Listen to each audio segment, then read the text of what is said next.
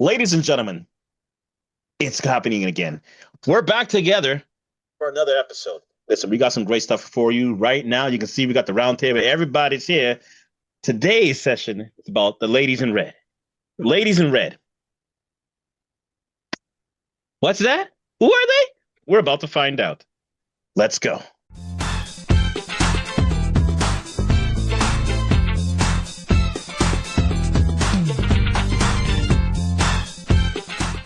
Everyone, welcome back to the iConis podcast. Thank you for joining us. Thank you for being there and supporting us. Remember, like, subscribe, and share. Do not let the show be a secret.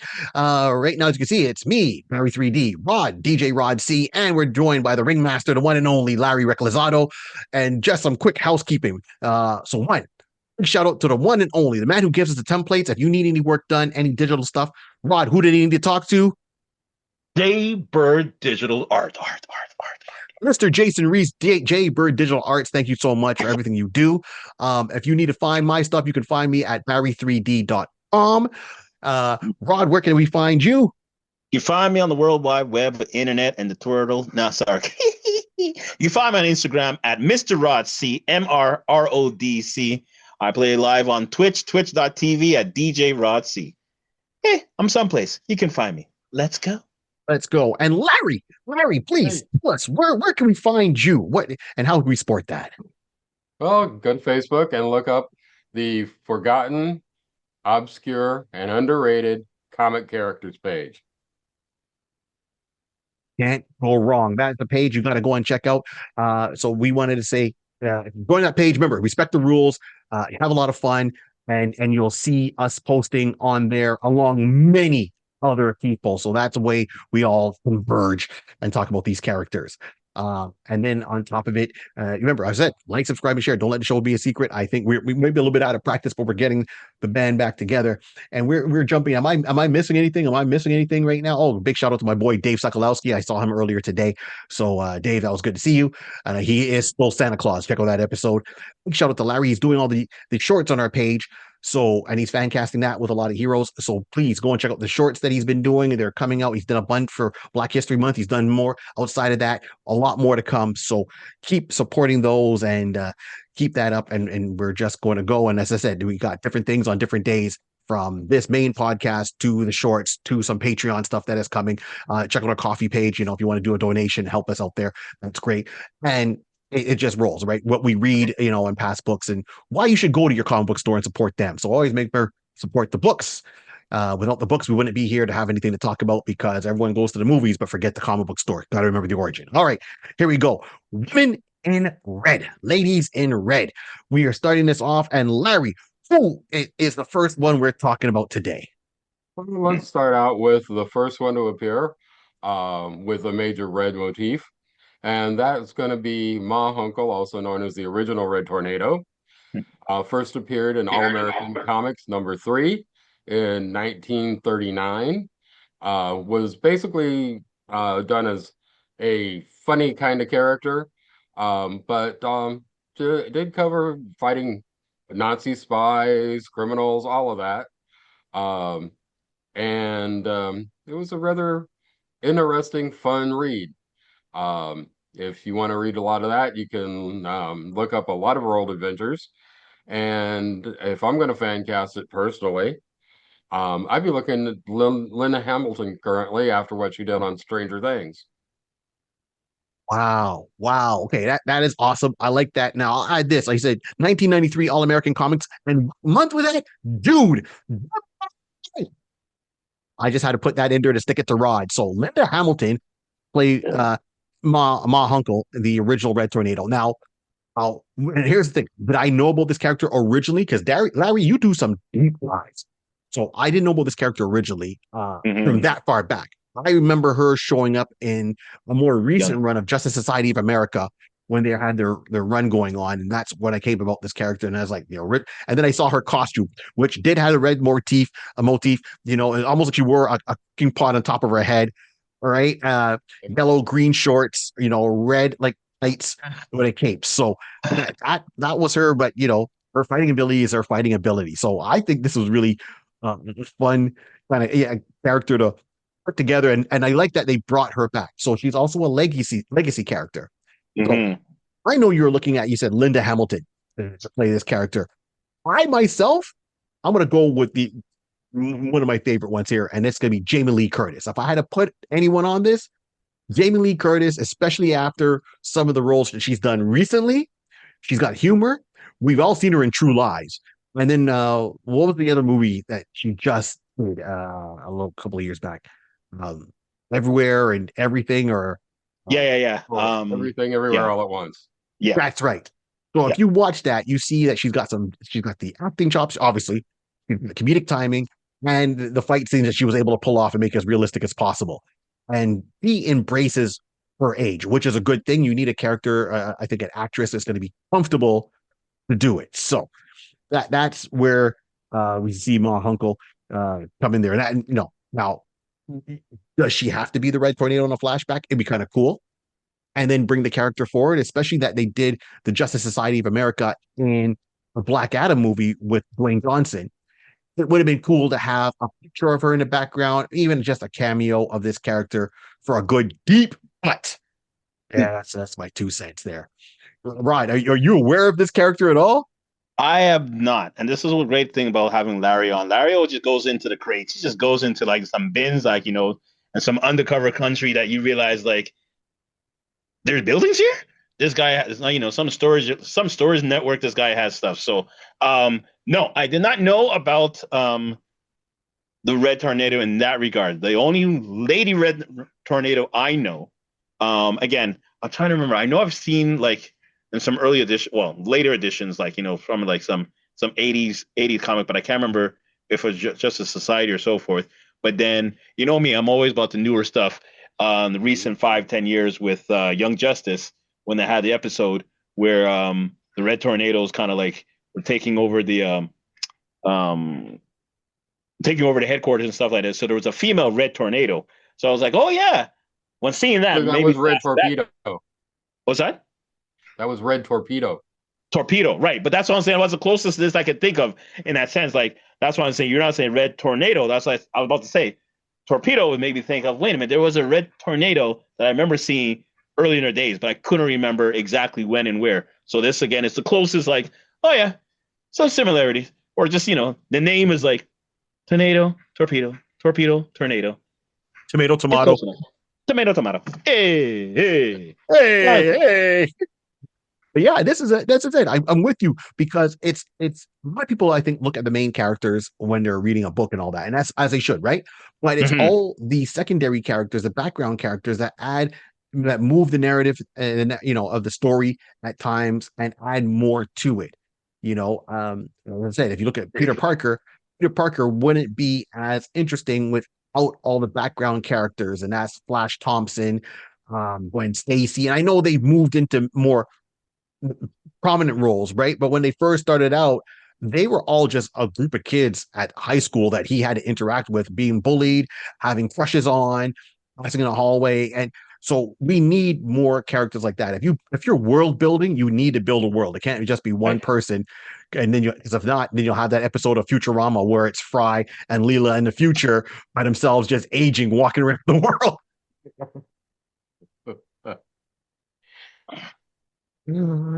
Oh my god! All right, so that's it. Did you have any more points on the Ma Hunkel or Red Tornado? I know she kind of came across as Red Tornado in issue number 20 of All American Comics. So Ma Hunkel in June 1939, issue number 3 of All American Comics, and then number 20 as the Red Tornado.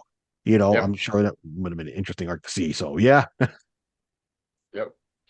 Oh, that's that. However, they did reestablish a female Red Tornado. Just to quick touch on something, which was the Lois Lane of Earth 2 during the New 52. Yes. And that Earth 2 run was, once again, that's something to talk about. I think that was that was a good read. It's like you knew characters, they had a little bit of change, and you're like, okay, I want more to see what they're going that direction. And I enjoy the Earth 2 stuff. So there we go. That's it. Why? Because she had red in her costume. And part of her costume was red, and then it had layers on top of it. So you're going Linda Hamilton. I'm going Jamie Lee Curtis. Okay. Right. Who else do we have as a ladies in red? Well, we're going to skip ahead to the actual first woman in red. That's actually what how they referred to her. Police woman Peggy Allen, no relation to Barry. Thrilling Comics #2, 1940. And hey, and this is from you guys' country, Nidor Comics. Right? Right? Yep. So basically, she's an undercover cop and decides to put on a long, floor length coat, red dress, hood, mask, solves cases through deduction and athletic powers. And since the cops know who she is, every one of her stories actually ends with her debriefing them. Now And she was interesting. Sorry, go ahead. Go ahead, and I'll spin after. just to do a quick thing. Now, if I'm going to cast that personally, um, I'm trying to remember her name. I believe it's Emma Myers, from Wednesday, who Okay. played Wednesday's roommate. Okay. Right. Okay. I can see that. I Mhm. can see that. So, and once again, now I was aware of the woman in red, and that's really, as I said, that she had a, it's like, it's like a pimp named Slickback, Tribe Called Quest. They got to say the whole name to get the name. So, woman in red, very interesting. And what I would say is like, he had the whole long robe, all in red. You're seeing the pictures as I'm putting up, and Larry, you gave us some great details there. Where I thought this could have gone even further, or where I came across this character first and foremost, was Project Superpowers. So years later, there was Project Superpowers comic book that brought all these characters together and gave them some good, like 3 arc stories going by. And of course, there was some spin-offs. Now, what was the draw for that for myself personally was Alex Ross was doing a lot of the covers for this. So if you look it up, and if you're a fan of Alex Ross, you're going to see them. And I say them because it's a whole, all those characters from back then. And then they had their solo runs, they had their team ups, and it was interesting to see her. Now I know she starts off with no powers, pretty much, but then at one point she finds, like, I guess a gem or a rock, something, and it gives her powers, and it changes her skin color to scarlet.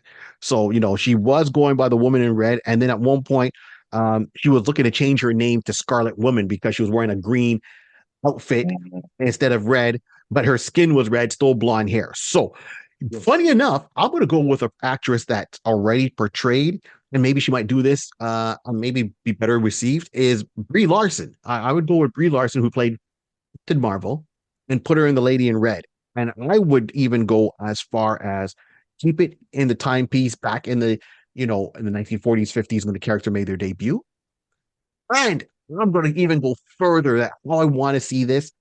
I want to see it filmed. I know everything's about 4K, 320 frames per second, all that stuff, 8K. I want it filmed like in retrovision. So if you go on any YouTube page and you see a lot of the people doing those AI videos, but it's talking about old classic heroes, and it looks like it's filmed, in the 50s, but it's supposed to be modern stuff like sci-fi. It's got that you know uh vision to it. I would like to see the look and feel of it like that, right? Like if I describe that properly, like, I mean, if you're looking back at Thunderbirds and Jerry Vision, as they call it, something along those lines, that the colors are so bright, and then you can tell the backgrounds are literally like real backgrounds. None of this overly CGI. I mean, like, it was filmed back then. So if you watch Wonder Man, on the MCU, and you see when they did the Wonder Man in the green costume, where Simon Williams is watching him on screen, and they kind of got that look, almost that, but even more so. That's, I think, would add to the appeal to really make it feel like a timepiece period. And it can be done because we look at Peggy Carter. So, Woman in Red, that's where I'm going with, and keep it because it can add that noir mystique to it, and which we will get soon enough with Spider-Man Noir or Spider Noir, because they're not calling it Spider-Man. That's how they Yes. do. Yeah, yeah. So Brie Larson, I'm going with Brie Larson. I think that she would come back, still a strong character to portray, Mhm. undercover missions. no superpowers. I'm not looking for the superpower version. I'm looking for the original appearance with the long gown, red, undercover work, still working with the police. And how does that work? You got a vigilante working with the police, and she really came about because uh, she was being a police officer herself. Criminals are getting free, so it's Yeah. almost Punisher esque. That she didn't like the system, almost like Daredevil, another person in red that Yeah. works in the law, doesn't like how the law lets these criminals out, and then dumps in on her own. So, all right, Yeah. that's my 2 cents. Yeah, here we go. I know I get You know deep what? on that one. I want to add on to that too now, 'cause, Yeah. because of, being who she, non-superpower and all that kind of stuff. I wanted to cast somebody who is just literally an obvious and not an obvious person. Because since you said Scarlet, and that was the deciding factor for me. We know of a Scarlet Witch, and we know of a person playing a Scarlet Witch. So, share the wealth. Why only have one Olsen? Why can't we have another Olsen? Ashley Olsen. Why can't we have Yeah. the sister Yeah. of Elizabeth to play? Get her in a couple of, superhero movies. Her sister's doing well. She's making some money off of that. Yeah. Ashley, come on. Your sister will give you some pointers on what to do. I think that'd be okay. I like just throwing monkey wrenches into everything, but I think that's a good. Well, why Nice. not? Come on, she's gonna be old enough to, again, she's been in the force, like you said. So she has contacts. So like she's a well developed character, or not saying a character, but a person that the police know, the city knows. Right. Again, Right. like you say, they always basically at the end of every episode, every time they're briefing. Okay, tell us your take, break us down on what we missed, that kind of scenario. So that means she's a veteran. They know that she has to. She's out in the street. She's not a newbie. So I want someone who has some grit, some age, and basically look like, okay, you know what? You got some wisdom on you. Lay it on us. So that's why I would go with Ashley Olsen. Hey. Okay. Nice. All right. Yeah. Touche, sir. Touche. Woohoo. All right. Who else do we have on the list there, Larry? All right. So next one come up is from Dynamic Comics #2, 1941, Lady Satan. Lady Satan and her fiance were on a boat which was bombed by the Germans. It sunk. Her fiance died, and she decided to take an oath to basically fight the Nazis in Germany. Put on a mask, a waltzing outfit, and traveled through the streets of occupied France while fighting the Germans there. However, out at her third appearance, they completely changed her into a sorceress, and she started fighting demons and such. So it was interesting. This was actually done by a company called Harry Chesler Publications, and she was created by the famous George Tesca. Hey. Created a lot of people back in the 40s. Oh, wow. Okay. Okay. Right. See, now, once again, sometimes it's nice to go back and take steps forward. So now you got to keep in mind, like, the years these were happening, the war was around at this time. So a lot of the heroes are going to be involved with the war in one aspect or another as their common thread, common themes. Mhm. Okay. All right. All right, so who am I going to cast as her? We're going to go back to Stranger Things again. Natalia Dyer. Played Nancy. Okay. Okay. Okay. Okay. All right. All right. Okay. All right. Then I got to, okay. Yeah.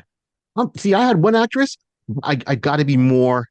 Let's see. Yeah. No. No. No. No. No. No. Yeah. Yeah. So now here's my thing, man. I'm still kind of brainstorming a little bit, Larry. So, what do you think about the character going from how they started off as like a vigilante kind of character to, when I say well, and then change into a sorceress? Is that something you want to see, like both sides? Like you want to see a combination of it, or how would you see Well, it?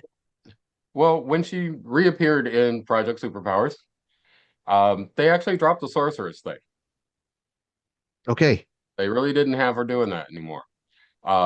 I prefer her personally as the well, in France they were considered guerrilla fighters Hmm. Okay. Hmm.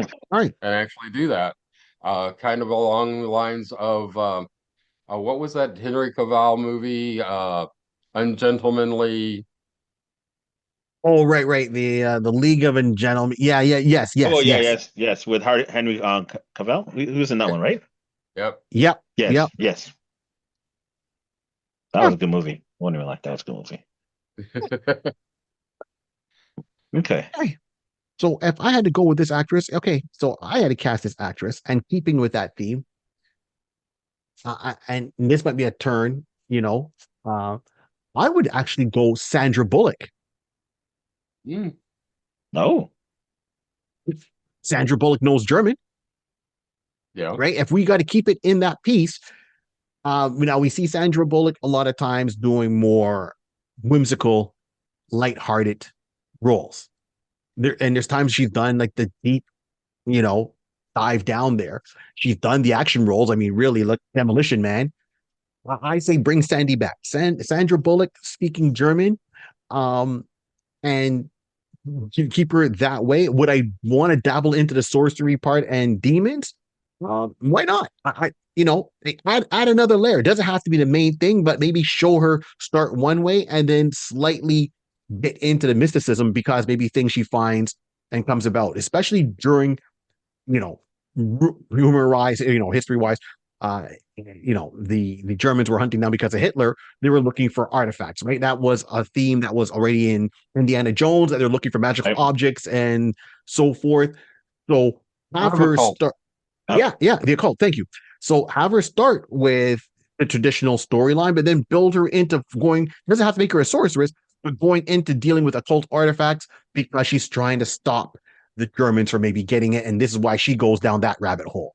So yeah, that's what I'm going with. Yes, Okay. yes. Nice. Nice. Um, Interesting. Okay, cool. I like that. Like the person I was thinking as well was she's been in a series, The Umbrella Academy. So if you remember Sloane, who came in the final season or second to final season, no, it's final season. Uh, Genesis Rodriguez. Now, Yes. in my mind, I'm thinking again along the same line. Maybe you like I'm kind of like with Barry in the sense, at least it had the vigilante aspect of it because basically in that she was being very how do I say, she was very persuasive, able to talk to people and basically show come as one particular aspect and realize she has another meaning, she has another alternative meaning, mindset to to get her mission done, to get what she needs to get done. um so Genesis Rodriguez would be one of my people I would think of a casting as that, because again, occupation, dealing with the Nazis, and in all that regard, just trying to be that type of vigilante person to help out and right wrongs type of scenario. And you know Barry, you're right, like you said, the Nazis, the looking for occulted artifacts and stuff like that. And I was going to think about also at the end, I was going to jump in with Marvel, because that's basically how the Red Skull started out, in that same regard. So you knew that was the mindset of what they're always looking for, some type of artifact to give them the edge. So I would say that she was the type of person who will get in, be maybe like a double, double agent kind of spy, go and do what you got to do just to get close to thwart the Nazi from, achieving their goal from within. Right. Yeah. Yeah. And she was that type of person. Get close to the main leader of Umbrella Club, and seeing that she was also a Big Hero 6. So she can have the levity to be able to be that cartoonish type of fun person, just to get in. But of course, dealing with occupation in Germany and stuff like that, there's no levity for laughter, but she can still make her way and get herself presence known and accept her, and all of a sudden, whoop, whoop, she she started acting like Dungeon Dragons and call it a day, because she was in there too. I have the HP for it. That's a running joke with the guys I'm playing with right now. Okay, yeah. Okay. Right. So far we got through a couple. So who was our next woman in red? And All not right. only the Well, woman in red, we rate for her. we're gonna skip ahead a little bit, and we're hitting Nidor Comics again. Um, First appearing at Exciting Comics number 51, September 1946, Miss Mask. She was another one that they actually brought out back in when Project Superpowers. When she originally started, it was just a young socialite who decides to fight crime, and her name is Diana Adams. No superpowers at that time, just her wit and a pair of pistols. Wore a mini skirt, red dress, red hat, gloves and cape, and a domino mask. Uh, had a letter M embedded on her chest. Well, two M's sideways. Kind of interesting appearance. When they did bring her back in Project Superpowers, they gave her an ability that when she put on her mask, she could basically make an illusion to appear as whoever, kind of like Mystique, only as an illusion. Okay. Uh, and if I'm gonna cast her, she was also in Wednesday. She's a rather young actress because I want to cast these young. Anyway, if you watched Wednesday, she was the girl who was basically trying to make herself look like Wednesday throughout the whole season. Very annoying character. But Hold on. You keep looking for the name. I'm going to come up with who I think it'll be cool to play this character in the meantime. So I'm going with the actress from Euphoria, right? And everyone knows that because of Zendaya, Sydney Sweeney, and I'm not casting those two. The actress I'm looking to cast is Hunter Shafir, right? So SCHAFER, right? So Hunter Shafir, Nora from Euphoria.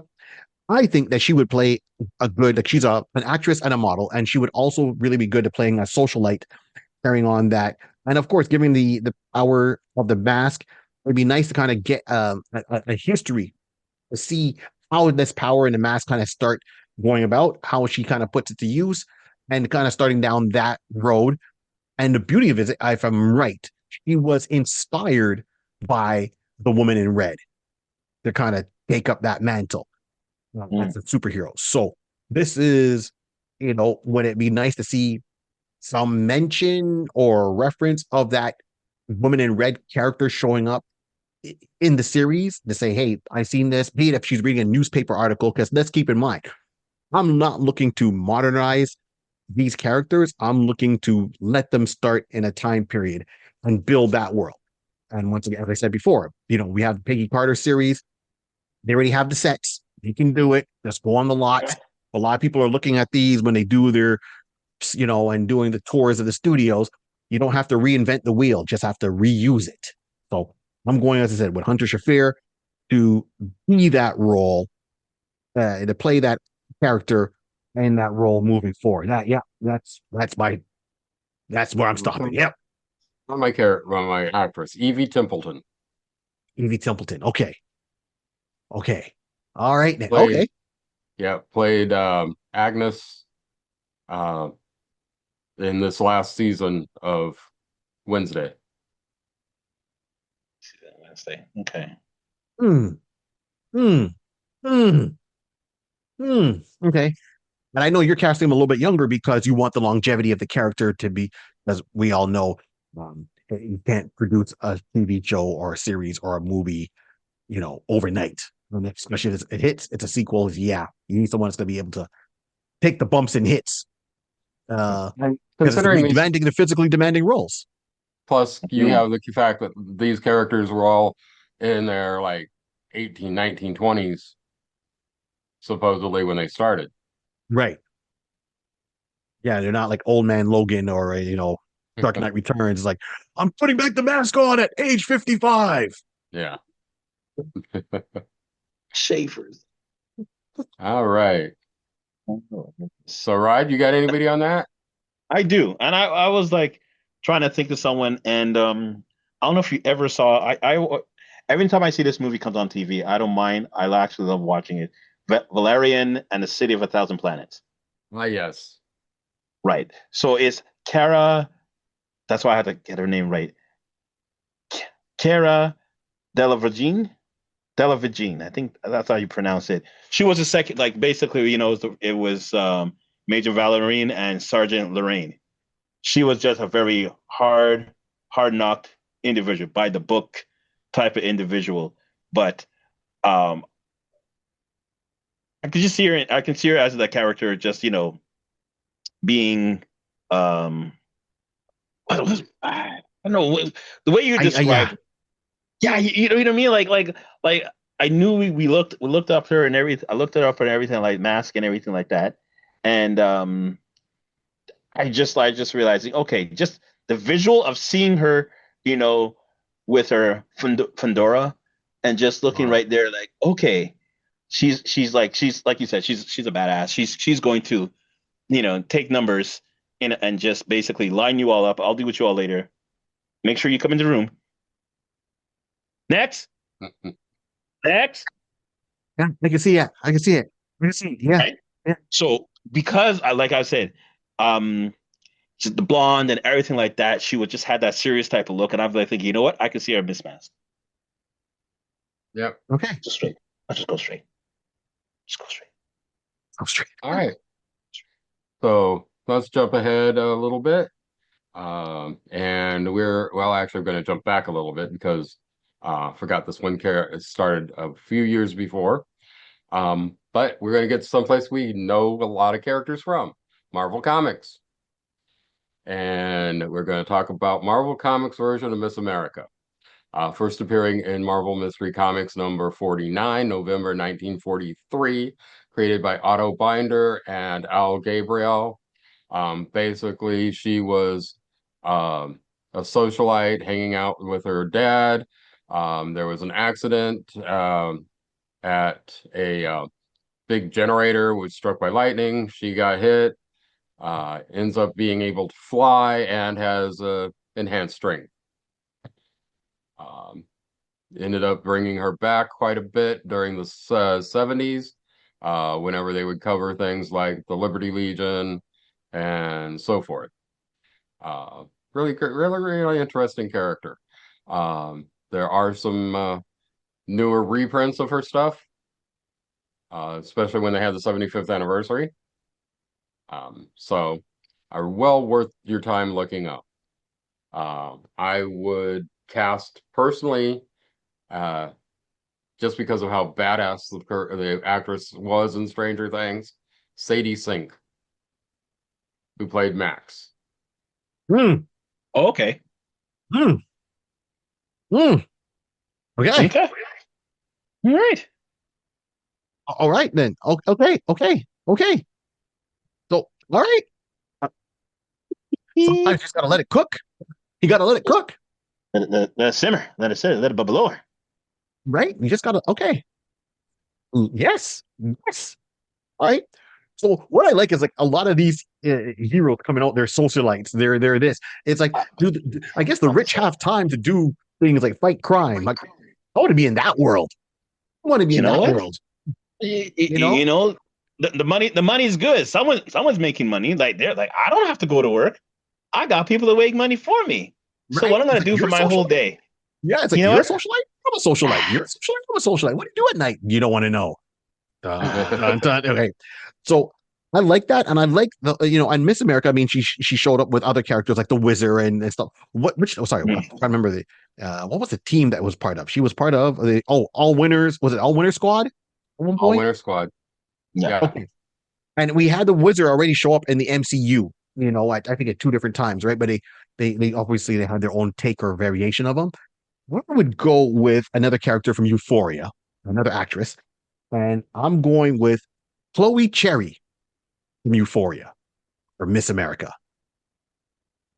If we're going like a kind of a younger motif, socialite, um, and I think they would get it now. Like they're all heavy into their Instagram and modeling and stuff like that. Okay, throw it into a period piece. I think she could pull it off. She can pull it off. That's that's the actress I'm going with there.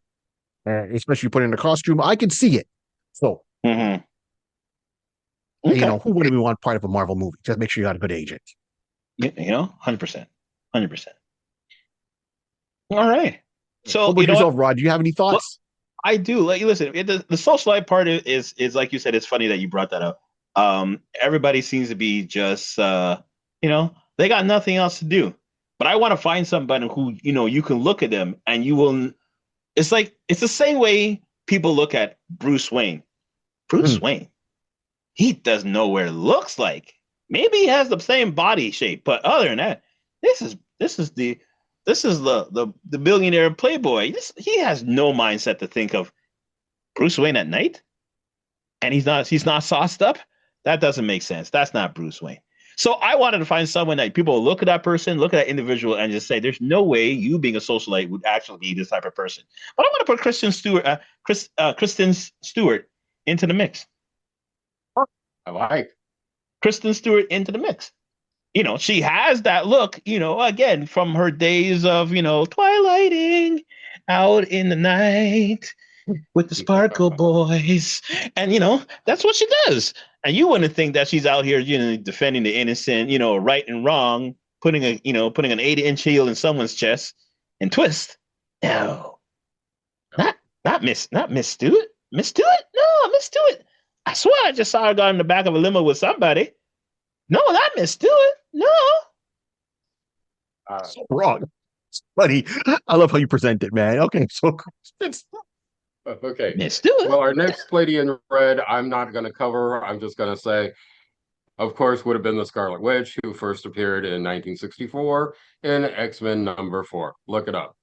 All right. Then we're going to skip ahead from there. This character was this character was actually created just so that nobody else would use the name Spider-Woman. That's gangster. And ended up in a 4-year run. First appeared in Marvel Spotlight number 32 in February of 1977.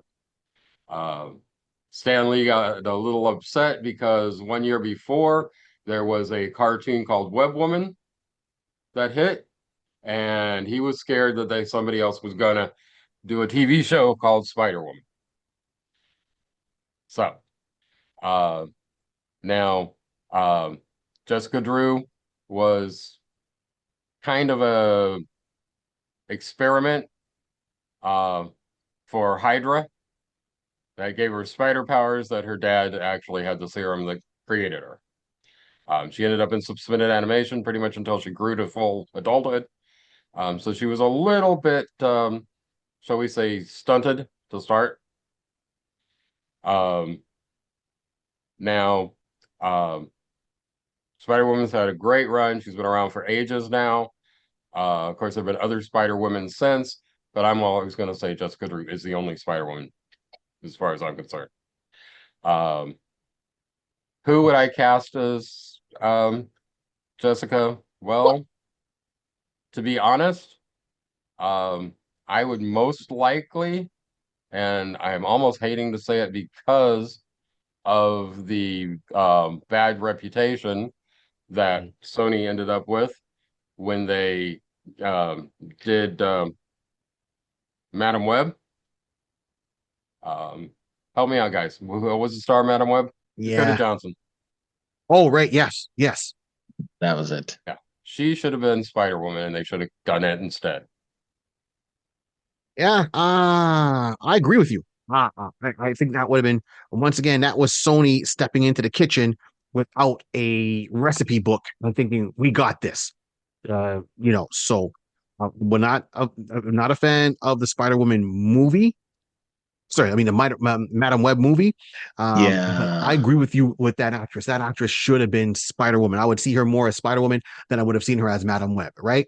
I think we talked about Madam Web. We talked about Madam Web on our podcast, and I think that's where I was.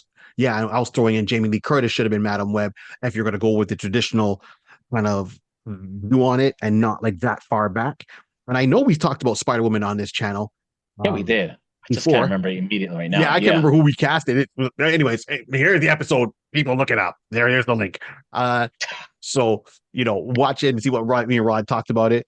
But I would say that I like your pick for Spider-Woman. I think Spider-Woman she's got legs. Here's the thing. They believed in her so much that they gave her own cartoon series that ran for a while. Right? Now, I'm not sure if that was them just trying to solidify Spider-Woman as a character, but she did show up in even ads. Like they had another, if you look at those Twinkie ads back in the day at the back of a magazine, you had Spider-Man, and there was another character that was, I'm not sure if she went with Spider-Woman or Web Woman or something along those lines, but then she would show up in those, for as memory serves me, right? And then, like I said, she had her own cartoon series that ran for a while. Yeah. Why are we not getting Jessica in now? And if you did any recent reads, go to the, check out the long boxes at the comic book store, and you would have read some of the Avengers over the past couple of years. At one point, she was a key person leading the Avengers. The time when Miss Marvel was back in there, and during it's around Civil War time, and when they had that storyline. So she was on the Avengers team along with Wolverine. The character had her own series, obviously, like comic book series. She's had her own run. She's had her own cartoon already. The only thing we're missing is a proper live action movie. Yeah. And we've talked about this too before, where we talked about families. So I know DC is very quick to put around, Superman family, Batman family as books, right? And Spider-Man has his own family, even though they haven't officially called it that. And it would have been nice to see more interaction with Spider-Woman and Spider-Man, and give them maybe like common villains to fight or a common theme. I liked when they were talking with Spider-Man at one point, and they're making it like his powers, because all of the villains he fights are all totems. So he fights, he part of this. He's an avatar for the spider totem. There's Rhino, there's Vulture, and he goes, "Hey, don't you realize?" When Ezekiel came in, it's like, "Don't you realize all your guys have a theme, an animal theme? This goes back to this totem." And it would have been cool if they would have brought Spider-Woman in there at that time and expanded that as another storyline. So Jessica Drew is who's definitely missing. They gave her a lot of pushes in the past. We need more live action going forward. Okay. All right. Now we're going to finish up with somebody who they've already had in the movies, but I'm going to recast it completely. We're going to talk about Elektra. First appearing in Daredevil, number 168. Basically, as you know, she's an assassin.